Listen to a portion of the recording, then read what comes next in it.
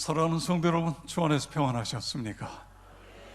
지난 금요일 날 기도회 시간에 설교한 목사님이 의미 있는 이야기로 시작했습니다. 교회 분당 리모델링이 아름답게 마무리되고 있습니다. 왜 리모델링을 하지요? 여러분, 왜 리모델링을 합니까? 물론 건물이 오래되었기 때문에 손을 봐야 될 때가 많이 있기 때문에 리모델링을 합니다. 그러나 그것이 우리가 리모델링의 최고의 목적은 아니다.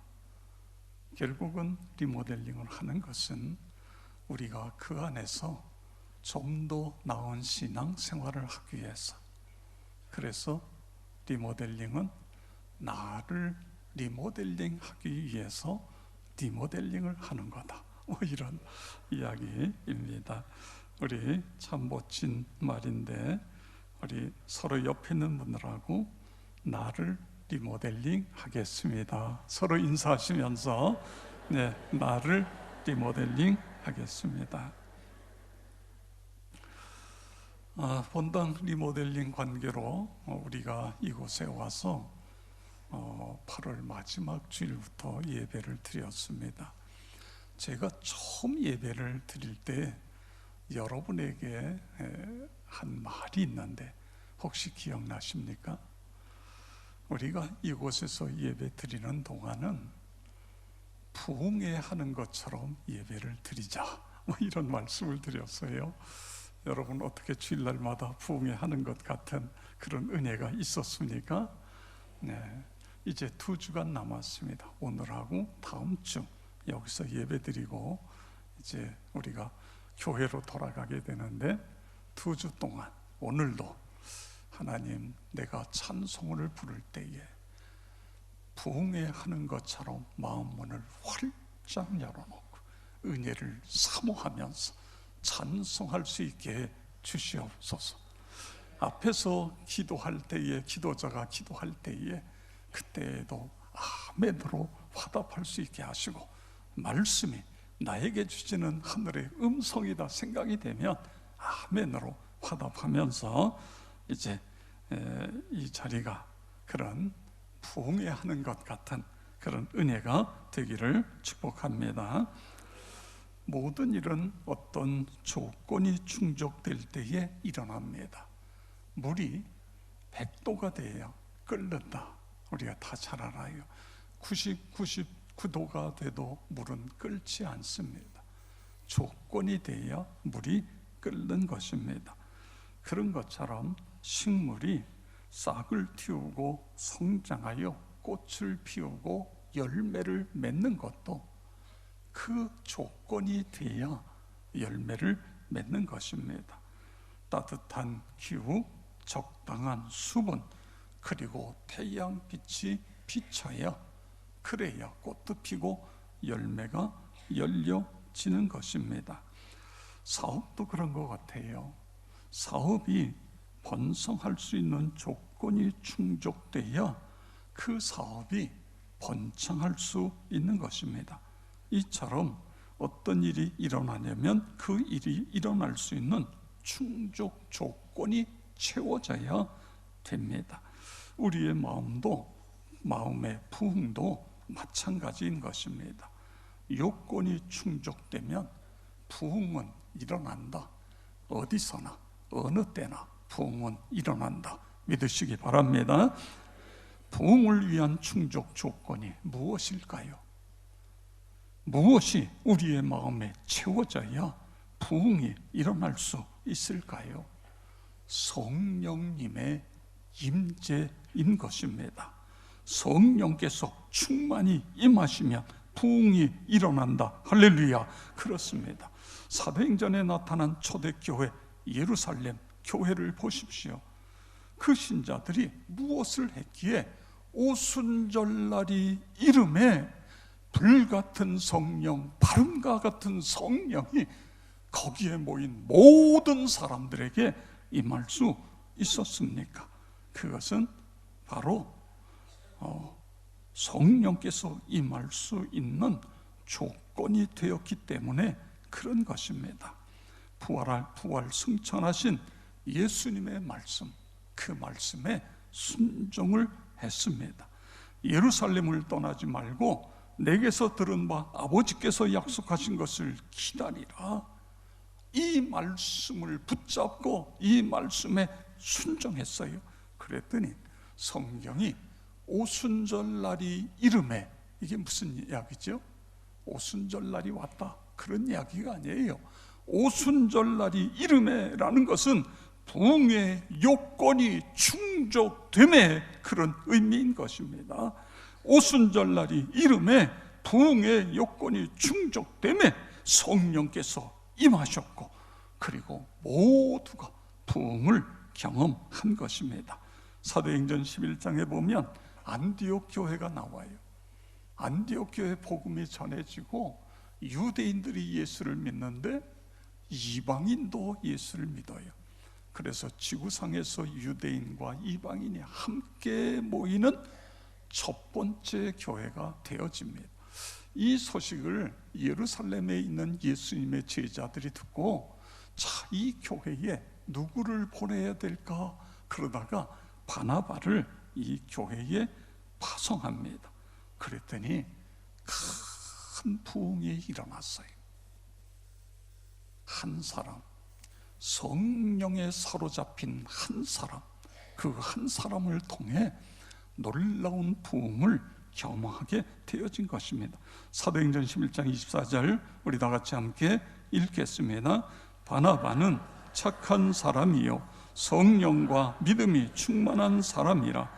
이에 큰 무리가 주께 더하여 지더라. 아멘. 바나바는 착한 사람, 인격자라는 거예요. 성품이 잘 갖추어진 사람, 그렇습니다. 그래야 하나님께 쓰임 받을 수 있어요. 모가 난 사람을 하나님은 쓰시는데 한계가 있습니다. 그 다음에 성령과 믿음이 충만한 사람, 이렇게 표현하고 있습니다.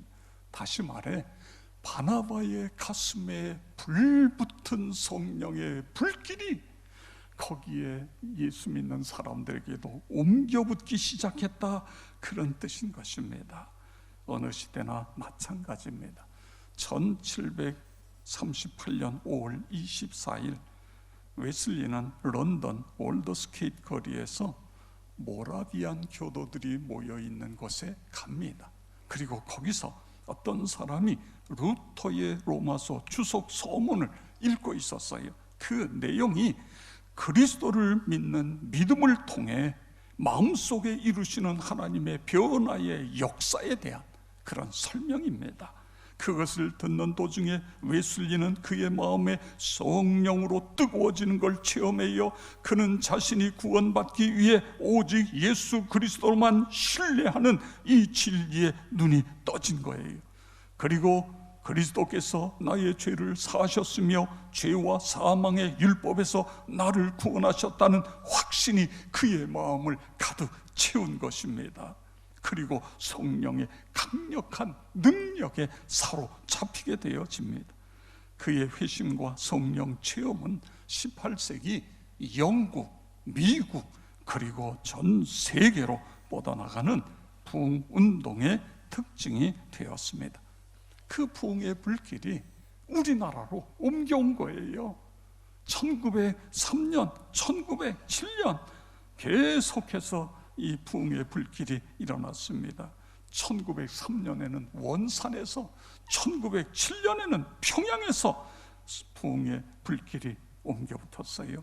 1907년 1월 14일, 15일 날 평양 장대현 교회에서 평안남도에 있는 모든 크리스찬 남자들이 다 모여서 남성을 위한 사경회입니다.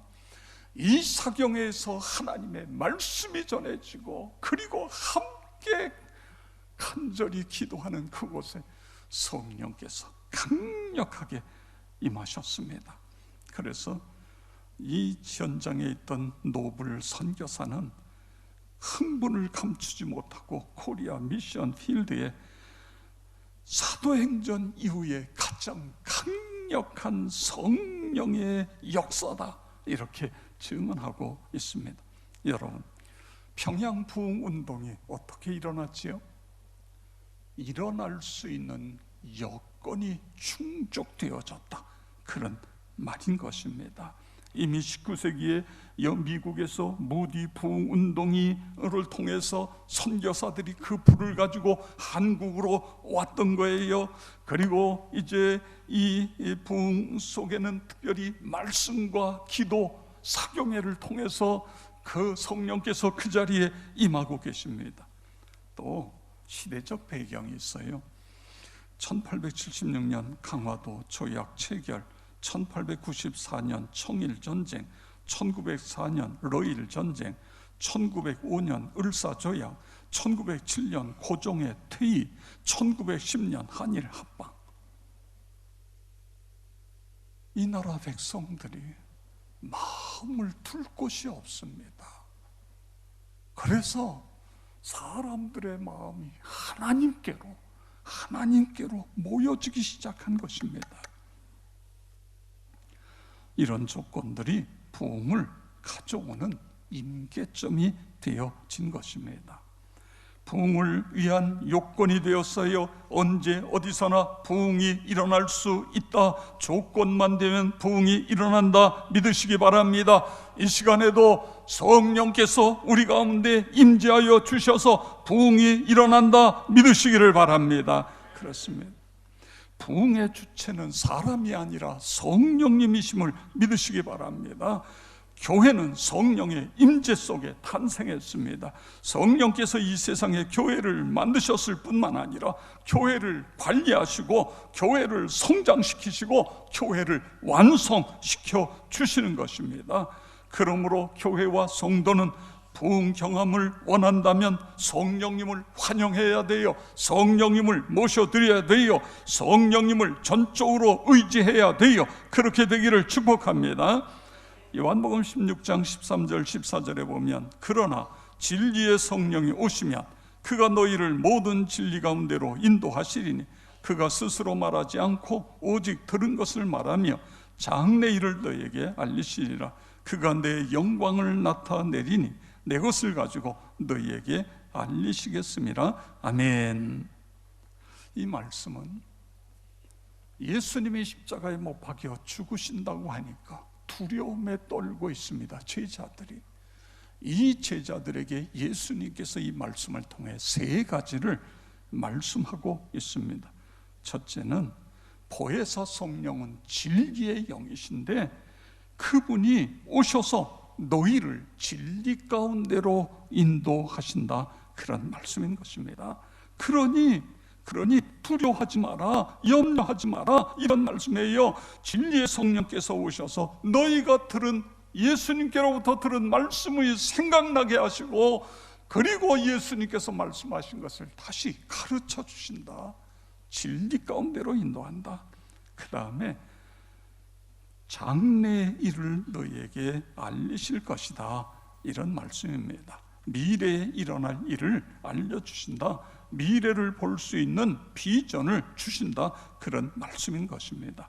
성령으로 충만하게 되면 진리 가운데 인도함을 받고 미래에 대한 꿈을 꾸게 되어진다, 믿으시기 바랍니다. 그렇습니다.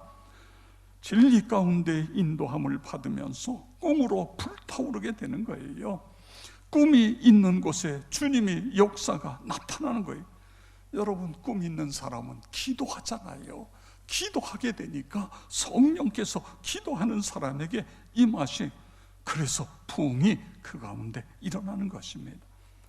하나님은요, 사람을 쓰시는 것이 아니라 그 사람의 생각을 쓰신다, 이런 말이 있지 않습니까? 그렇습니다. 하나님은 그 사람의 꿈을 쓰시는 거예요. 하나님은 그 사람의 믿음을 쓰시는 거예요. 하나님께서는 그러기 때문에 우리가 하나님께 쓰임받기 위해서는 부정적인 생각을 가지면 쓰임을 받을 수가 없어요. 믿음이 없으면 쓰임을 받을 수 없는 것입니다. 사랑하는 성도 여러분, 성령 충만케 됨으로 꿈으로 충만, 창조적인 생각으로 흘러 넘치기를 축복합니다. 그렇습니다. 사람이 생각이 바로 그 사람이에요. 생각을 키워야 돼요. 비전을 키워야 돼요. 비전은 하나님의 능력을 담는 그릇인 것입니다. 하나님은 무제한적인 능력을 갖고 계신데 우리가 믿음의 그릇이 작으면 하나님이 부어주시는 걸 받을 수가 없어요. 우리가 부정적인 생각을 가지면 하나님이 주시는 걸 받을 수가 없는 거예요. 그래서 믿음의 크기, 비전의 그릇에 따라 하나님이 역사하시는 것입니다. 성령으로 충만케 되면 성령께서 우리의 생각을 바꾸어 놓으시는 것입니다. 우리의 태도를 바꾸어 놓으시는 것입니다. 그래서 그 인생을 승리의 인생으로 이끌어 가시는 거예요. 여기 장래 일이라고 하는 것은 비전, 꿈일 뿐만 아니라 또 한 가지, 예수님의 십자가와 부활의 사건으로 이해할 수 있습니다. 현재는 너희가 십자가와 부활이 뭔지, 의미가 무엇인지 깨닫지 못한다. 그런데 성령께서 오시면 십자가와 부활의 의미를 깊이 깨닫게 되고 체험하게 되어진다. 그 은혜 속에 살게 되어진다. 이런 말씀인 것입니다. 그리고 진리의 성령이 오셔서 내 영광을 나타내리니, 그렇습니다. 성령님은 예수님의 영광을 나타내십니다. 성령님 오셔서 예수님의 십자가와 부활과 승천에 대해 깨닫게 해주심으로 예수님을 드러나게 해 주시는 것입니다. 성령님의 사역은 예수께서 이뤄놓으신 구원 과업을 믿는 사람 마음속에 실제화하는 일인 것입니다. 예수께서 하신 사역, 가르치시고 전파하시고 그리고 치료하시는 이 사역을 성령께서 이어가신다. 그런 말씀인 것입니다. 성령이 임재하는 곳마다, 누가복음 4장 18절 우리 다 같이 읽겠습니다. 주의 성령이 내게 임하셨으니 이는 가난한 자에게 복음을 전하게 하시려고 내게 기름을 부으시고 나를 보내사 포로된 자에게 자유를, 눈먼 자에게 다시 보게 함을 전파하며 눌린 자를 자유케 하고 주의 은혜의 해를 전파하게 하려 하심이라 하였더라. 아멘. 최근에 우리나라에서 일어나는 일들을 여러분은 어떻게 생각하십니까? 저는 사람들을 보면서 모든 사람들이 다 화가 나 있다, 그런 생각을 갖게 됩니다. 길거리를 가면서도 사람을 보면 기뻐하고 자신감 넘치고 그런 모습보다는 잘못 건드렸다간 한 방 얻어 맞을 것 같은 그런 상을 하고 사람들이 다니고 있습니다. 반목은 깊어지고 분노는 계속 쌓여가고 있습니다. 나라 경제는 점점 더 어려워지고 있는데, 세계는 어지러울 정도로 급속도로 변화되고 있는데 우리는 계속 싸움질만 하고 있습니다. 너무너무 안타까워요. 여러분, 이 문제 어떻게 하지요? 이 갈등이 교회 안으로 들어올 수도 있습니다. 오늘 우리는, 우리 그리스도인들은 이 상황 속에서 어떻게 해야 됩니까? 어떻게 이 문제 해결해야 되죠? 저는 역사의 교훈을 배워야 된다, 그런 생각을 했습니다. 120여 년 전에 나라를 일본에 빼앗길 때에 다시 어떻게 회복이 되어져요? 복음이 한국에 들어왔기 때문에 오늘의 한국이 이루어질 수 있었던 것입니다. 1945년 해방이 됐어요. 38선이 그어지고 북쪽에는 공산당이 들어왔고 남쪽에는 자유민주주의 정권이 수립이 되어집니다. 그런데 여러분, 남쪽의 자유민주주의 정권이 수립되는 과정에 얼마나 이 나라가 혼돈 속에 있었습니까? 한쪽에서는 신탁, 한쪽에서는 반탁, 이러면서 이 남쪽이 두 갈래로 갈라져 난리가 나지 않았습니까? 또 여슨 반란 사건이라든가 이런 소위 남노당 계열의 사람들이 곳곳에서 또 이 나라가, 저는 미국 유엔이 남쪽에서 합법 정부를 세우지 않았다면 이 나라는 그냥 그때 끝났을 거다, 끝나버렸을 것이다. 그런데 자유민주주의 정권이 세워졌고, 그리고 오늘에 와서 남한은 이렇게 잘 사는 그런 나라가 되었고, 북한은 저렇게 못 사는 나라가 되었고. 그런데 여러분, 이 문제 어떻게 해결했죠? 교회가 하나님께 엎드려 기도했어요. 1950년대에 그 어려운 전쟁으로 아무것도 없는데도 새벽에 나가서 그 추운 겨울에 차디찬 마룻바닥에서 거기서 거적되기 위해서 나라를 위해 하나님께 기도하지 않았습니까? 얼마나 부르짖어 기도했어요. 그러니까 성령이 임하시고 부흥이 일어나면서 급속도로 한국 교회가 성장하면서 다른 좌냐 우냐 이런 것들이 다 수면 아래로 다 가라앉는 이런 걸 볼 수 있지 않습니까? 저는 오늘의 이 문제의 해답도 우리 그리스도인들이 하나님 앞에 무릎을 꿇으면 해결된다 믿으시기 바랍니다. 이게 역사의 교훈이에요. 역사의 교훈. 이대로 가면요 한국 망해요. 여러분 이대로 계속 가보세요. 지금 뭐 기업들 다, 웬만한 기업들은 보따리 싸가지고 다 외국으로 날아가잖아요. 여기서 기업이 안 돼요. 이게 뭐 재산성이 있어야 되죠. 다 가잖아요. 방법이 없어요. 우리가 하나님께 기도해야 됩니다. 하나님, 이 나라 지금까지 하나님께서 지켜주셨는데 이 나라가 더 경제적으로 단단해지고 경제적으로 부강해서 선교 한국이 되게 해주십시오. 이 나라에서 촛대가 다른 데로 옮겨지지 않게 해주세요. 이것이 오늘 우리의 기도 제목, 우리가 해야 될 일인 것입니다.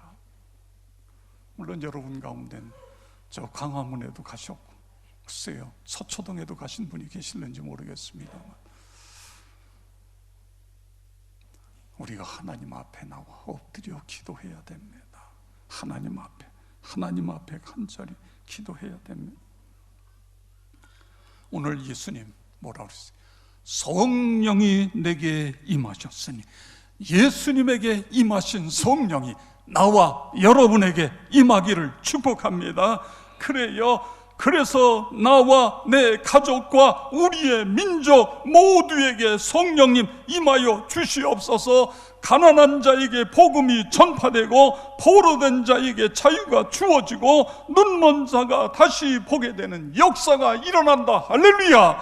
성령이 임하시면 눌린 자가 자유케 되어진다. 믿으시기 바랍니다. 그렇습니다.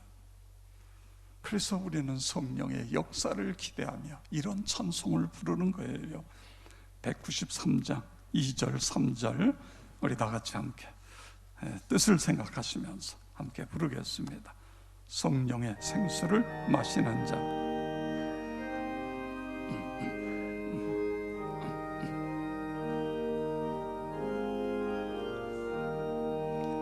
성령의 생수를 마시는 자, 갈급한 심령이 해갈되고 성령의 충만함 받은 자는 마음의 평안을 누리겠네. 아멘. 성령 감동 받은 자는 주님의 사랑 깨닫겠네. 성령의 은사, 성령의 은사를 받은 자는 시기와 질투가 사라지고 성령의 지혜를 받은 자는 이웃과 한 형제 되었도다네. 성령의 권능 받은 자는 사랑의 복음 전파하세. 아멘. 어떻게 해야 성령 충만할 수 있을까요? 어떻게 해야 두 쪽으로 나눠진 세상을 하나로 만들 수 있을까요? 오순절 성령의 강림이 어떻게 이루어졌지요? 하나님께 기도함으로 이루어졌습니다. 사도행전 1장 14절 다 같이 함께 읽겠습니다. 예수 제자들이 거기 다 있어 여자들과 예수의 어머니 마리아와 예수의 아우들과 더불어 마음을 같이하여 오로지 기도에 힘쓰더라. 아멘. 그렇습니다. 더불어 마음을 같이하여 오로지 오직 기도에 힘썼다. 그런 말씀인 것입니다. 하늘과 땅의 모든 권세를 가지신 예수님이 명령하십니다. 예루살렘을 떠나지 마라. 아버지의 약속하신 것을 기다려라. 그러면 몇 날이 못 되어 너희가 성령을 받게 되어진다. 이 약속입니다. 이 예수님의 명령을 그대로 믿는 거예요. 믿음을 가지고 예수님 앞에 나가는 것입니다. 성령의 임재가 나에게 임한다 믿고 나가는 거예요. 성령의 충만함이 임하신다 믿고 그리고 그분에게 나가는 것입니다. 임재를 믿을 뿐만 아니라 사모하면서 기도하는 거예요. 사모하면 아버지께서 약속하신 것을 기다리라. 기다릴 때 어떻게 기다리라는 거예요? 그냥 이 산도 보고 저 산도 보고 콧노래를 부르면서 기다리라는 겁니까? 아니잖아요. 사모하면서 기다려라. 기도하면서 기다려라. 간절한 마음으로 기다려라. 그렇습니다. 120문도가 그렇게 했잖아요. 기다리면서 기도했어요. 부활 승천, 자기와 부활 승천에 대해서 이 사실을 마음속에 간직하면서 그러면서 기다렸습니다. 그랬더니요 5절에 어떤 일이 일어나요? 몇 날이 못 되어 성령으로 세례를 받으리라. 할렐루야. 그런 역사가 일어난 것입니다. 누가복음 11장 13절 우리 다 같이 읽겠습니다. 너희가 악할지라도 좋은 것을 자식에게 줄 알거든 하물며 너희 하늘 아버지께서 구하는 자에게 성령을 주시지 않겠느냐 하시니라. 아멘. 그렇습니다. 주의 말씀, 예루살렘 떠나지 마라. 위로부터 임할 능력을 기다려 이 말씀을 붙잡고 그리고 순종하면서 하나님 앞에 기도하는 것입니다. 기도는 성령의 임재의 지름길이다. 여러분 믿기를 바랍니다. 우리는 믿음으로 사는 사람이에요. 하나님의 은혜 속에 살고 하나님의 도우심 속에 살아가는 사람들인 것입니다. 그런데 여러분, 우리가 기도하지 않고 어떻게 하나님의 은혜를 받아요? 기도하지 않고 어떻게 하나님의 도우심을 받으며 살아갈 수 있겠습니까? 예수님 보세요. 독생자 예수님도 수시로 항상 기도하고 계신 것을 보지 않습니까? 그렇다면 우리도 하나님께 기도해야 됩니다. 기도하면 성령님 오셔서 나를 변화시켜 주신다. 내가 기도하면 성령님 오셔서 내 생각을 바꾸어 주신다. 믿으시기 바랍니다. 그렇습니다. 성령님이 내 가정에, 나에게, 내 일터에, 교회에 임하셔서 변화시켜 주시고 부흥을 일으켜 주신다. 지난 역사를 보면 오늘의 이 문제, 좌우로 나누어져서 이렇게 갈등하고 있는 이 문제도 성령께서 임하시면 이 문제도 수면 아래로 가라앉을 수 있어요. 하나가 되는 거예요. 성령의 열매를 보세요. 사랑, 기쁨, 화평, 오래 참음, 자비, 양선, 충성, 절제. 그렇습니다. 하나님 나에게, 하나님 우리 가정에, 하나님 우리의 일터에, 하나님 우리 교회에, 하나님 이 나라에 성령님 충만히 임하여 주시옵소서. 그렇게 되어지길 주의 이름으로 축원합니다.